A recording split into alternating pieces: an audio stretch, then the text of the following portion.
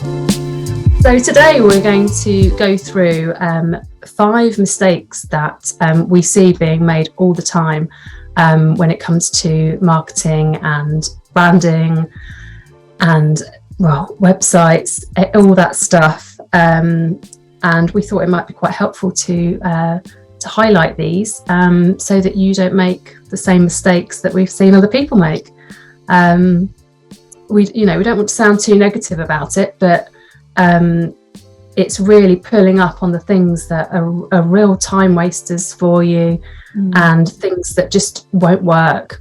And although we've been running our businesses for 10, 12 years, we've been working in this industry for over 20 years. So we do know what we're talking about, and we've seen these things happen over and over again. And we were chatting about this the other day and thought that would be good to do a little video about it. So we'll kick off with the first one, which is focusing on the wrong things. We have people coming in and their brief to us might be, we want to look like Apple, for instance. If I had £1 for every time I've been asked that, I'd be very rich. And trying to emulate a competitor or somebody else who is perhaps in a completely different industry to you. And it's just not the right way to go about branding or marketing your business by copying somebody else. It's not cool, and it's just so much more interesting for your clients, and it resonates with people more if you're unique and you're genuine and you are you and you are who you are as a business. So understanding that you shouldn't be trying to be somebody else, trying to be another company. They're already there, they're already doing their thing. So do your thing and do it your way. It's much more powerful a way to start building a foundation for your brand. It's okay to tell us what you like.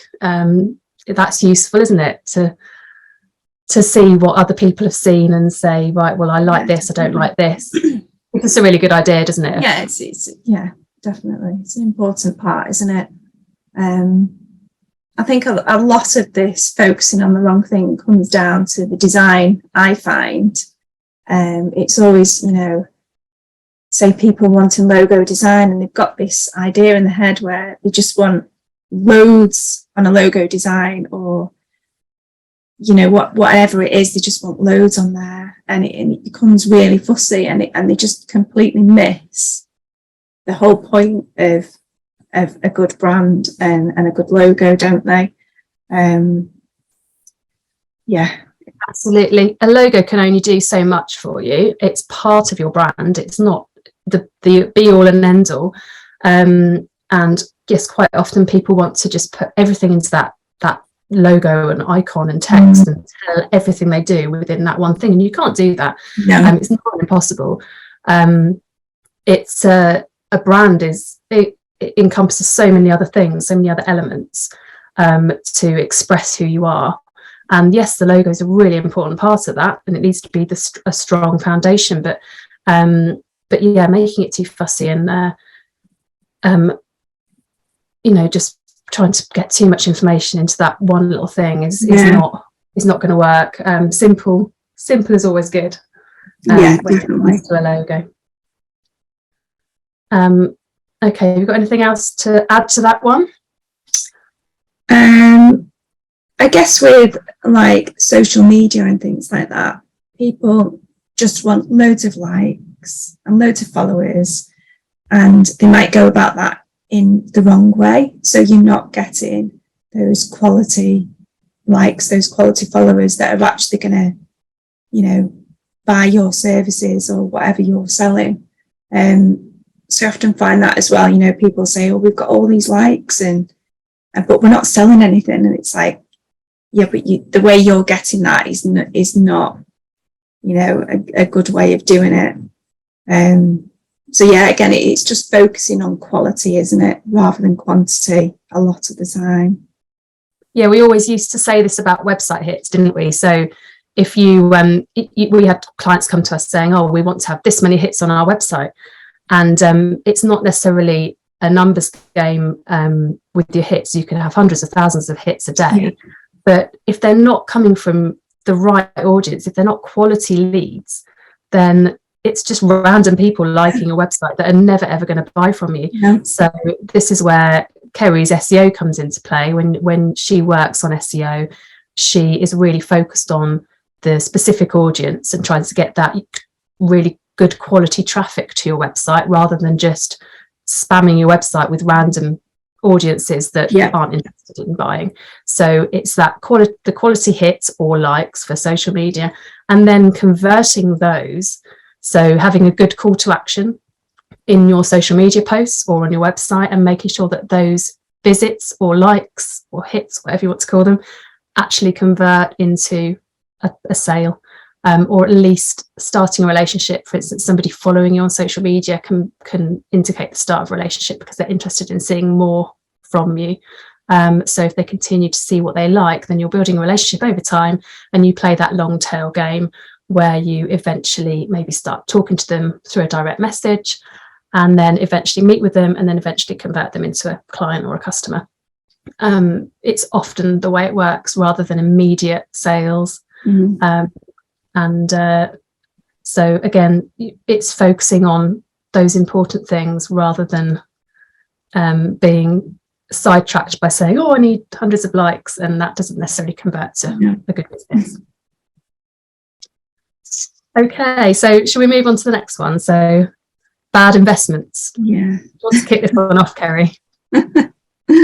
So I think one of the worst things that people do is just throw thousands of pounds on Google ads and social ads, and they don't actually understand how they work. So straight off, they're just losing so much money, and they're just not converting because they're targeting the wrong people. So it's always wise to approach an agency and get them to set those up, because it's just insane the amount of money that you see people wasting on these ads. It's the same when you get the Google reps that will call you and say, oh, we can improve your ads strategy, and they just don't, because at the end of the day, Google are trying to make as much money from you as possible. So again, avoid those, and just go to a reputable agency that can do those for you. There's so much more to online advertising than actually paid ads as well, isn't there?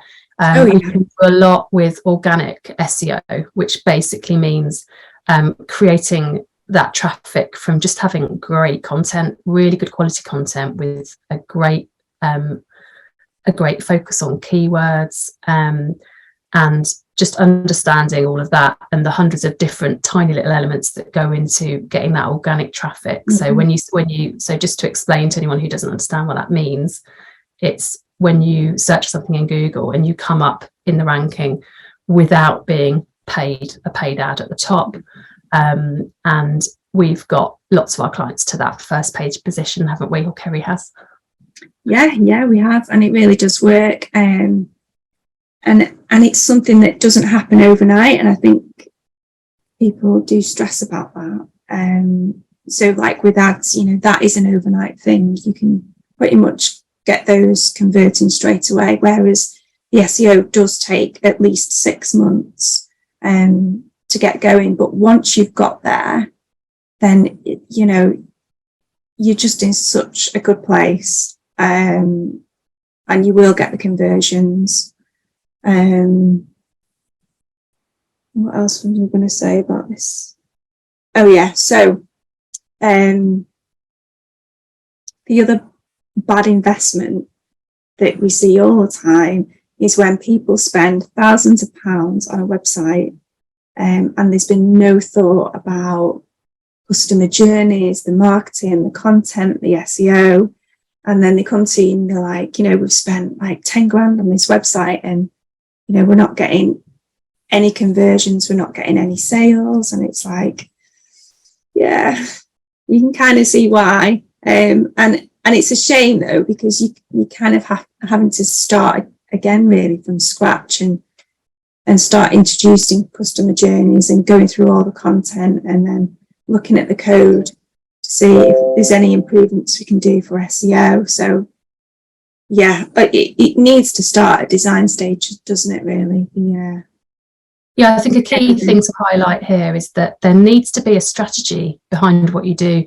If you just kind of try and check boxes off a list, if you start a business or you want to rebrand or whatever you're doing, then quite often people kind of have this list in their heads of, I need a logo, I need a business card, I need a website. And that's just a really bad way to approach it, because often then what happens is what Kerrie's just described, which is just winging it and not really having any clear focus, any clear goals, and any clear understanding of who they are as a brand, what they're trying to portray, who they're trying to talk to, all of that really important foundational stuff that needs to be set in stone before you do anything at all, including branding and creating a logo. So that strategy, especially with websites, you need to be really clear on how your audience want to engage with you. So we will have instances where a website isn't necessary. Yes, a web presence, a simple page to show that you're there and you're professional is a good idea, but actually a really complicated website isn't the way your audience is going to engage with you. Maybe you've got a Gen Z audience that's going to come to you through social media and engage with you on TikTok or another platform that is they're much more happy and comfortable in. And quite often they won't leave those platforms to go and visit your website. So it can be a bad investment to create an asset that's part of a journey that is never going to be visited very much by your audience. So this is where a strategy will dictate what assets you actually need to invest your time and money in for your business.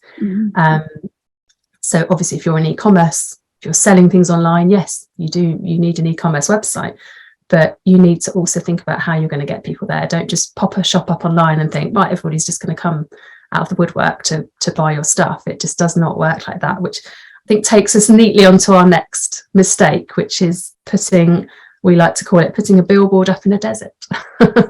So what we mean by that is that people will come to us for a website and pop it up, and in their minds, when we come to launch day, quite often they imagine that they're just suddenly going to get this massive stream of people coming through to the website, and then they'll be off, and that'll be it. And one of the first things we tell people, because we like to be transparent, is you do need a marketing strategy in place to market your website. There's no point having a website sat there like a billboard in a desert, because nobody will come to it unless you tell them about it. Now, that might seem an obvious thing, but telling a few of your mates, posting it on your personal social media isn't going to cut it.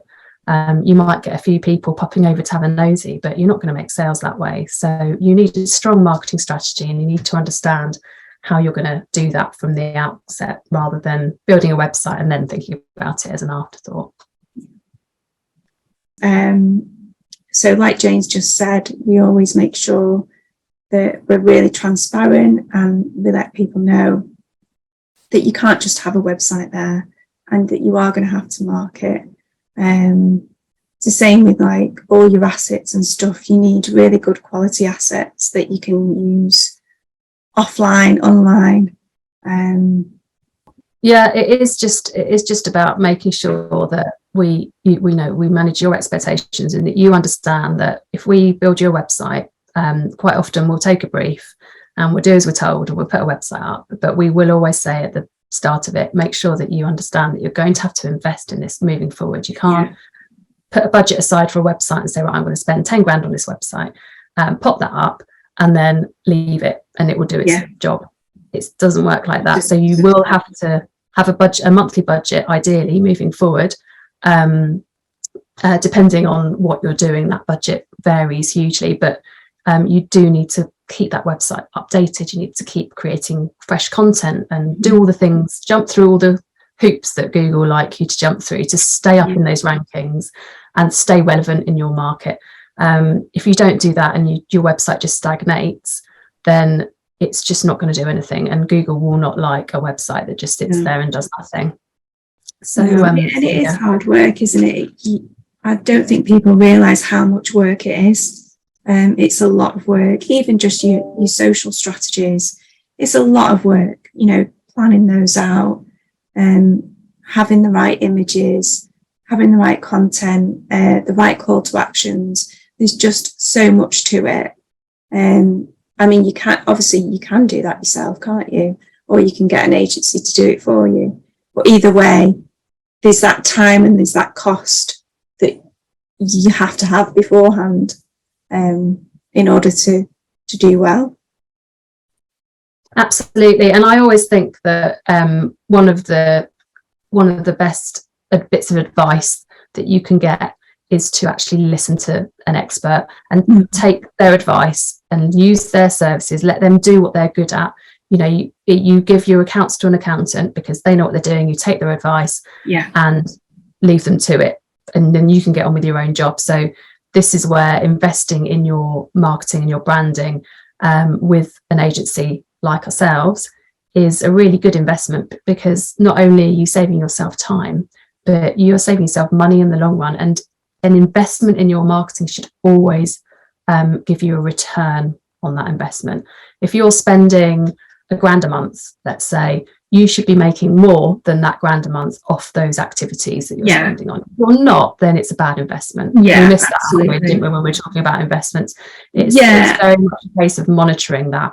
Yeah, and I think I know I find a lot of people will come and say, you know, they've spent this £1,000 a month or whatever, and they're not really sure where the sales are coming from. So again, we're really transparent, and we will track absolutely everything that goes through that website. So if somebody has clicked on a social media campaign and gone through to the website and then purchased your service or give you a call or whatever it is, we can track that, and then we can put a value on that to say, well, you know, this spend that you've done on social media has actually earned you this amount. So tracking conversions is so important, and so many agencies just don't do it, and it blows my mind, because that's like the key. Yeah, what's the point if you don't know where it's going and how well it's doing and what to change? You know, constantly when we do this really nice analytics infographic, don't we, at the end of each quarter for a client, and that outsets in nice diagrams, so it's easy to see what's happening and what's working. We put exact figures, and we can show you based on your sales and your conversions and your visits and things like bounce rate and all these SEO terms. We'll be able to tell you exactly what's working and what's not. So then the next month we can adjust your package accordingly, so that things that aren't working for you, you're no longer wasting your money on, and we can either try something different, or we can invest more of your budget into the things that are working. So it is a constant process, isn't it? Yeah, it is. You know, there's not one thing that fits all. It's so different all the time, and it is that continual change. You know, looking at your stats, improving them, and of course, you know, everything changes anyway, doesn't it? You know, social media changes, trends change, and so it's just, you know, it's keeping up with everything. But yeah, it's certainly not, you know, you do your marketing for 1 month or your SEO for 1 month and then that's it, you're going to get loads of sales. It is a continual thing, month in, month out. Yeah, which is another nice segue into our next point, which is lack of consistency. So what you just described is the fact that you do need to do things regularly. You need to market regularly. You've got to show up in front of your audience all the time, so that you're at the forefront of their mind when they need you. So you may not appear in front of them when they need your services or your product, but if you're always there, then when they do need you, you're going to be the first brand that they think of. So that consistency, whether it be posting on social media, which we all know is a hard one, or being consistent with all the stuff that happens behind the scenes, like the SEO that Kerrie's just been talking about. It does need to happen all the time, and that does mean having a continuous budget to market, rather than that initial, what tends to happen is that initial budget that people might have to start up a business, and then they've got all their assets in place, but then they don't maybe think ahead to how that's going to pan out in the future, and what sort of marketing budget they need monthly to keep going, and be a key player in their industry. And I think it's important as well to be on brand, so that people recognise that brand, no matter, whether it's on social media, on a leaflet, wherever it is, they recognise that. And I think that's probably one of the mistakes, isn't it, that often people make, is that just all their assets are just all over the place, and it's not on brand. And it's just having, I think, someone professional in to do that for you. You don't want to come across as chaotic and not having a great focus and not knowing what you're doing, because then people aren't going to put their trust in you. You need to look reliable, and that comes with looking professional, being consistent, and all the things we've been talking about, basically. So that takes us on to a lack of clarity and focus, which we really touched on earlier with strategy. Having that clear view of where you're headed with your brand and with your business, where you want to be in 5-10 years, and having a clear focus on who your audience is. That all goes back to that core strategy that we can help you with. We can offer you workshops. If you want to go into depth and do it properly, then we do a 2-day brand strategy workshop, or you can download a free clarity and focus PDF on the Frank and Alex website, which is www.frankandalex.co.uk, and that will give you a kind of mini series of questions to work through to help you to think differently about your business, and to answer some of these questions that when we get a briefing, a proper brief would include that strategy. It would include some sort of brand guidelines. If we get a proper briefing, then we should have a really clear picture of who you are, and can be able to completely understand what you're about, who you want to speak to, what the objective of the project is. So if you don't feel like you could write a clear brief for a design agency, then you really need to take yourself through this process and make sure that you can do that, because if you can't convey to people that are working for you what you're about and help them to understand what you're trying to achieve, then that's another, it's going to be a bad investment, because you're not going to be singing from the same hymn sheet, as it were. So being able to convey that. I mean, obviously we can, if you don't know those answers, then obviously we're here to listen and understand what you're trying to achieve, and we're very good at that, and that's why we're good at what we do, because we really get our heads into what you want to achieve, and we really care about that, and we're passionate about that, and we work really hard for you. But if you need to ask yourself those questions, then gaining that clarity and focus is a very important starting point. So I hope you've all found that useful. That's just coming in now, so it's really... Thank you. Got me coffee. Oh, good lad. So hope you've all found this useful. If you want to follow us, then we are on Facebook, Instagram, Jane's on LinkedIn. Our website is www.unicornwebsolutions.com and www.frankandalex.co.uk. Is that right? That's right. You've got my website, you should know. So next time we're going to be looking at what a brand consists of. Yeah, so we'll help you understand a bit more about how a logo plays a part within a brand and expressing your brand, and all the other elements that we we touched on at the beginning of this conversation. So because that's something that we find a lot of people aren't particularly clued up on. Yeah, I think it's quite a confusing concept, isn't it? This, you know, you have the logo and then you have the brand, and I think people really get confused on that. Absolutely, it can be, people use them, they interchange the word brand and logo quite a lot. So we'll be talking about, you know, the difference between those, and hopefully that'll be a useful bit of knowledge for you moving forward in building a strong brand. So thanks for watching, and we'll see you next time. Yeah, thank you, and we'll see you all soon.